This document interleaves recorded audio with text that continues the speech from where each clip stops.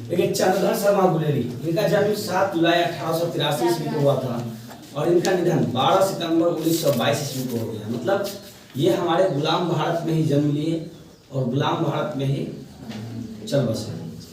इनका मूल निवास गुलेर नामक ग्राम जिला कांगड़ा हिमाचल प्रदेश में हुआ, ठीक है, इसलिए इनके नाम में गुलेरी लगा हुआ है। बहुत सारे कवि लेखक या बहुत सारे लोग ऐसे होते हैं जो अपनी मातृभूमि को अपने नाम के लास्ट में लगा देते हैं, जैसे दिलीप दरभंगिया है ना, ऐसे बहुत सारे कवि एवं लेखक हैं। इनके पिताजी का नाम पंडित शिवराम। इनके शिक्षा दीक्षा जो है बचपन में संस्कृत पढ़े, 1899 में इलाहाबाद तथा कोलकाता विश्वविद्यालय से क्रमशः इंट्रेंस और मैट्रिक, 1901 में कोलकाता विश्वविद्यालय से इंटरमीडिएट, 1903 में इलाहाबाद विश्वविद्यालय से बीए किए। इनका जो पेशा था वृत्ति का मतलब होता है पेशा। 1904 ईस्वी में जयपुर दरबार की ओर से खेतरी के नाबालिग राजा के अधीक्षक, खेतरी के नाबालिग थे, मतलब नाबालिग कहने का मतलब ये कि 18 वर्ष से कम उम्र की आयु के थे, उनके अधीक्षक बने, अधिकारी बने। जय सिंह के अभिभावक बनकर मेयो कॉलेज अजमेर में आ गए। जयपुर भवन छात्रावास अधीक्षक 1916 में संस्कृत विभाग के अध्यक्ष बने। अंतिम दिनों में मदन मोहन मालवीय के निमंत्रण पर बनारस हिंदू विश्वविद्यालय प्राच्य विभाग के कार्यवाहक प्राचार्य तथा मणिन्द्र चंद्र नंदी पीठ प्रोफेसर, मतलब ये मदन मोहन मालवीय जिन्होंने बनारस हिंदू यूनिवर्सिटी का गठन की स्थापना किया था, उनके आमंत्रण पे इन्होंने उस यूनिवर्सिटी को ज्वाइन किया और वहाँ प्राचार्य के रूप में कार्य किए। इनकी रचनाएं रही, कहानी रही सुखमय जीवन जो 1911 में प्रकाशित हुई, बुद्ध का कांटा 1911 में प्रकाशित हुआ और उसने कहा था जो हम लोग आज पढ़ने जा रहे हैं 1915 में प्रकाशित हुआ था।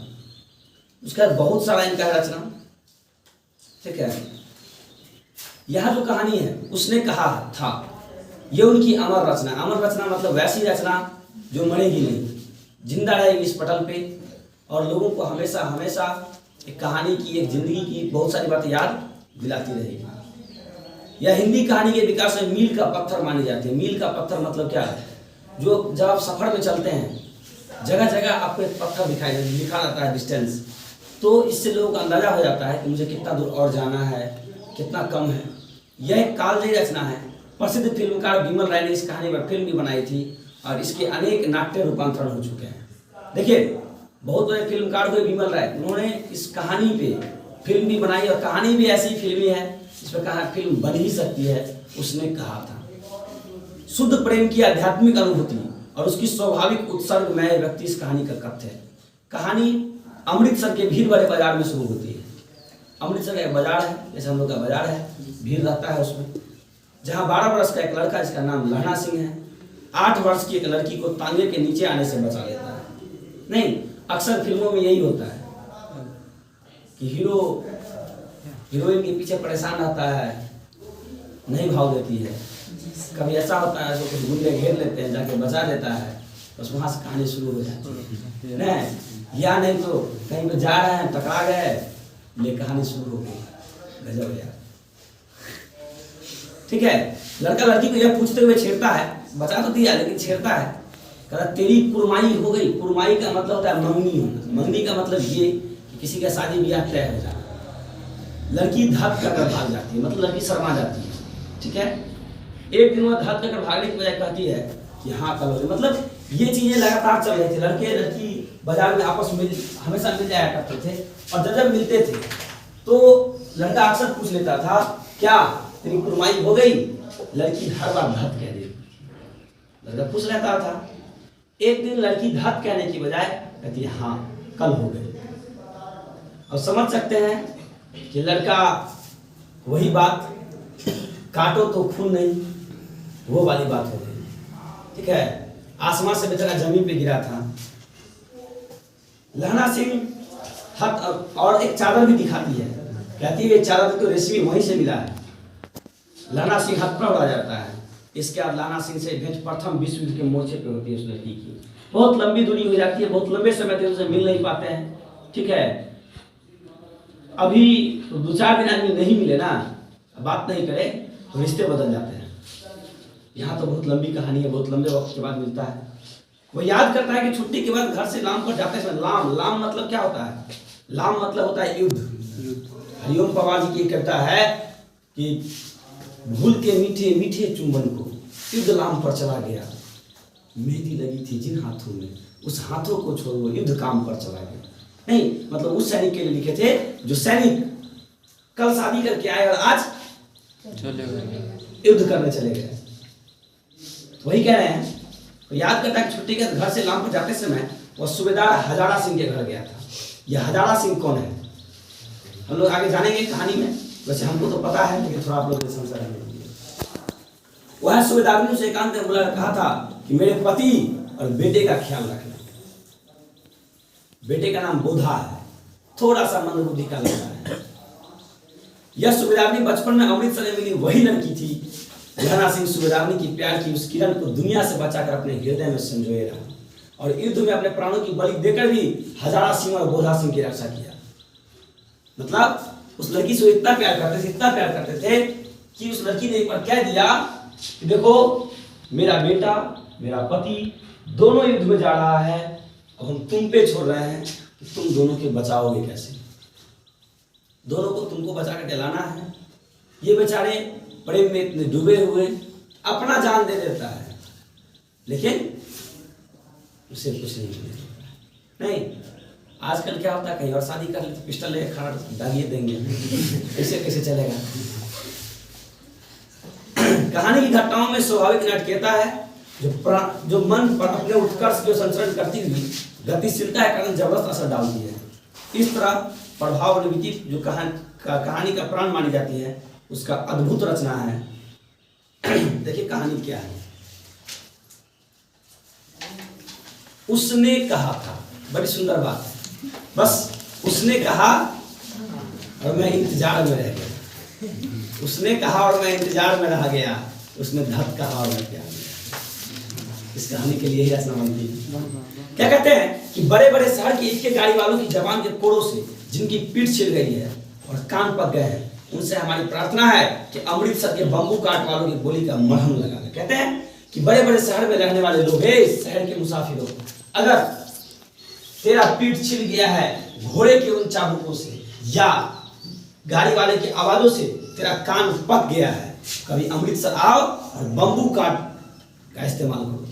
जब बड़े बड़े शहरों की चौड़ी सड़कों पर घोड़े की पीठ को चाबुक से ढूंढते हुए के वाले कभी घोड़े की नानी से उनके पैरों की उंगलियों के नानी से निकट संबंध स्थापित करते हैं, कभी राह चलते पैदल की आंखों के न होने पर तरस खाते हैं, कभी उनके पैरों की उंगलियों के पोड़ों को चीत कर अपने ही को सताया हुआ बताते हैं। संसार भर की गिलानी निराशा और क्षोभ के अवतार में नाक की सीध चले आते हैं।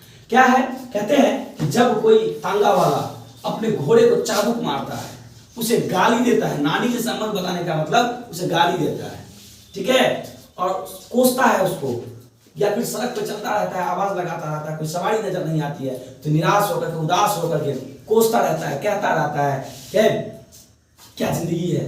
कभी कभी घोड़े को रोक लेता है, उसके पैर के खूर को देखता है और खुद पर भी तरस खाता है।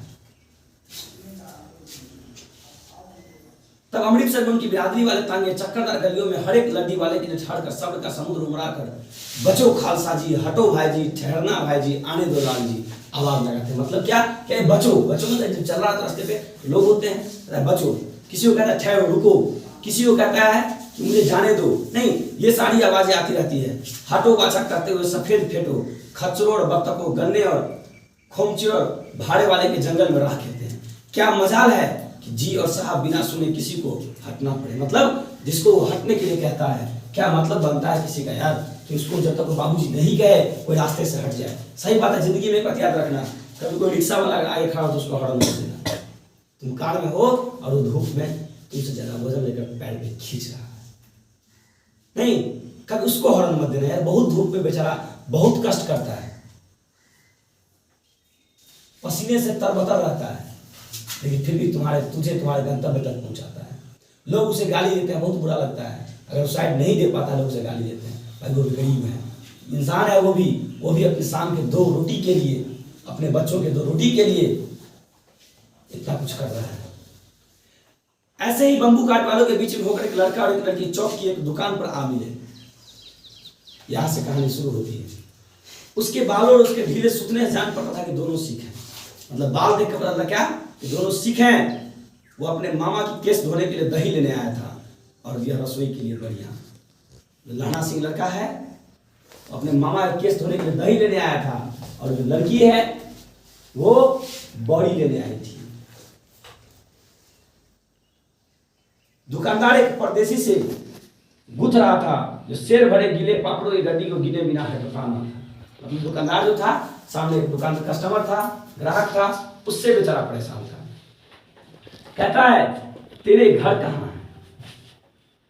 लहना सिंह पूछ रहा है तेरे घर कहाँ है? कहती है मगरे में। और तेरे? माझे में।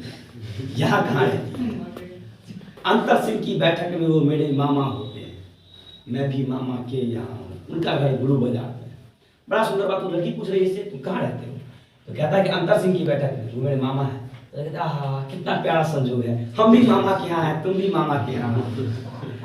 इतने में दुकानदार निपटा इनको सौदा देने लगा। सौदा लेकर दोनों साथ साथ चले। कुछ दूर जाकर लड़के ने मुस्कुरा कर पूछा खुदाई हो गई। इस पर लड़की कुछ आंखें चढ़ाकर, नहीं, लड़का बहुत प्यार से पूछा है तेरी कुर्बानी हो गई? लड़की बहुत आंख चढ़ा कर और लड़का मुंह देखता रह गया। मतलब लड़का जो है पहली नजर में ही उसे चाहने लगा था और पूछ भी बैठा क्या मंगनी हो गया तुम्हारा? कुर्बानी का मतलब मंगनी होता है। लड़की कहती नहीं, ये सोचता है तुमको। दूसरे तीसरे दिन सब्जी वाले के यहाँ, दूध वाले के यहाँ का सामान दोनों मिल जाते। क्या संजोग है, कहीं ना कहीं मिल जाते थे। महीना भर यही हाल रहा। 2-3 बार लड़के ने फिर पूछा तेरी कुर्बानी हो गई? लड़की फिर कहती एक दिन जब फिर लड़के ने वैसे ही हंसी में छिड़ाने के लिए पूछा, तब लड़की की संभावना के विरुद्ध हो लिया। दिल टूट नहीं। यहाँ पे क्या हुआ, लड़का बेचारा बहुत संभावना में था कि फिर से वो धत कहेगी, लेकिन ऐसा हुआ नहीं। लड़की कहती है उस बेचारी को क्या मालूम किसके दिल में क्या चल रहा है। नहीं, अब लड़के का अगला प्रश्न आता है कब? बेचारा अचंभित रह जाता है, कुछ सोचता ही नहीं है। कल अरे देखते नहीं है रेशम से काटा हुआ साल। मतलब दिल तो तोड़ गई, छोड़ो नहीं कहेंगे। कल देखते नहीं रेशम से कटा हुआ सालू, और लड़की भाग गई। इस पर लास्ट में सुना देंगे। वो लड़के ने घर की राह ली, लड़की चली गई, लड़का भी अपने घर गया। रास्ते में लड़के को मोड़ी में ढकेल दिया। एक छाबड़ी वाले की दिन भर की कमाई खोई, एक कुत्ते को पत्थर मारा, एक गोभी वाले के ठेले में दूध ले लिया। कौन? लड़का। बेचारा इतना परेशान हो गया, चिंतित हो गया कि रास्ते में लड़की को नाली में धकेल दिया, सब्जी वाले में धकेल दिया। ठीक है, एक कुत्ता को पत्थर मार दिया और एक गोभी वाले का ठेला ठेल दिया। सामने नहा कर आती हुई किसी वैष्णवी से टकरा कर अंधे की उपाधि पाई। मतलब इतना खो गया कि लड़की नहा के आ रही थी उधर से, उससे टकरा गया, कच्चे अंधे हो गया। तब जाकर कहीं घर पहुंचा। क्या हुआ, देखो आदमी क्या है वो पार्टी में, ठीक है, तो सामने एक लेडीज जा रही थी। नहीं मतलब आदमी बताया आपने कहा क्यों क्या कहना शादी नहीं किया था। तो उससे पूछा शादी क्यों नहीं किया पाए? तो कहता है कि एक दिन हम एक शादी में जा रहे थे, पार्टी में थे, तो महिला के साड़ी का पल्लू जो लहरा रहा था जमीन पे, मेरा पैर धोखे से उस पर पड़ गया। वो नागिन की तरफ फुफकारती हो हम उसको बोले बहन जी सॉरी। अच्छा आप हो? मुझे लगा मेरे पति देव कहा है, तब से मैंने कसम खा लिया शादी नहीं करूंगा। ठीक है, क्या हुआ ये बेचारा बहुत परेशान, बहुत चिंतित होकर के अपने घर पहुंचा। अब आते हैं दूसरे दृश्य। पहला दृश्य समाप्त हो गया। नहीं, क्षण भर का वो प्यार था, क्षण भर की लड़का, क्षण भर में ही टूट गया। ये कैसा संसार है। राम राम, जब भी कोई लड़ाई है गुस्सा से शुरू होता है,